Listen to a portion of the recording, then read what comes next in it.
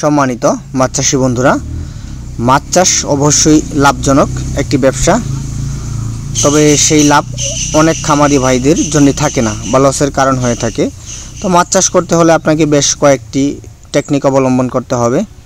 তো তার মধ্যে অন্যতম হচ্ছে যে আপনি কিন্তু বর্তমান সময়ে এমন কিছু মাছ আপনাকে চাষ করতে হবে যেটা উৎপাদন খরচের তুলনায় বাজার মূল্য অনেক বেশি। তো তার মধ্যে অন্যতম হচ্ছে আপনার ক্যাটফিশ জাতীয় মাছ। এবং ক্যাটফিশ জাতীয় মাছগুলোর মধ্যে হচ্ছে দেশি মাগুর অন্যতম, শুধুমাত্র দেশি মাগুর না, সেই সাথে দেশি ট্যাংরা মাছ, এই দুইটা মাছেরই আপনার দেখা গেছে চাহিদা এবং তুলনামূলক দাম বাজারে অনেক বেশি। তো যদি অরিজিনাল পিওর দেশি মাগুর হয় তো সেটা কিন্তু আপনি দেখা গেছে অনেকে এককভাবে করে বা অনেকে মিশ্রভাবে করে। তো মিশ্রভাবে চাষ করলে রাক্ষসী মাছ ছাড়া আপনি কার্প জাতীয় বা ক্যাটফিশ জাতীয় মাছের সাথে চাষ করতে পারবেন। তবে অবশ্যই একদম শতভাগ গ্রেডিং করা মাগুর মাছ হলে সবচেয়ে ভালো হয়, বা ট্যাংরা মাছ যেটা।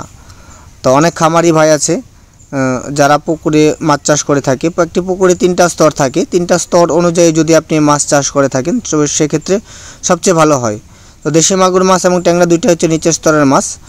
এবং আপনারা চাইলে কিন্তু এই দেশি মাগুর মাছ দেখা গেছে রুই, কাতল, মৃগেল বা শিং, ট্যাংরা, গুলশা, পাবদা ইত্যাদি এই জাতীয় মাছের সাথে চাষ করতে পারেন, বা অনেকে থাই পাঙ্গাস মাছের সাথেও কিন্তু চাইলে চাষ করতে পারবেন।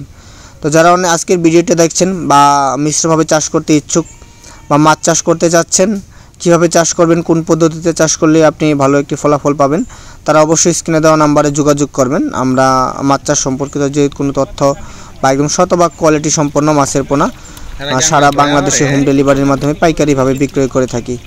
তো যে সকল খামারি ভাই আছেন আজকের ভিডিওটি দেখছেন তারা অবশ্যই ভিডিওটি শেয়ার দিয়ে অন্য আরও একটি মাছ চাষি ভাইকে ভিডিওটি দেখার সুযোগ করে দিবেন। আজকে এই পর্যন্তই।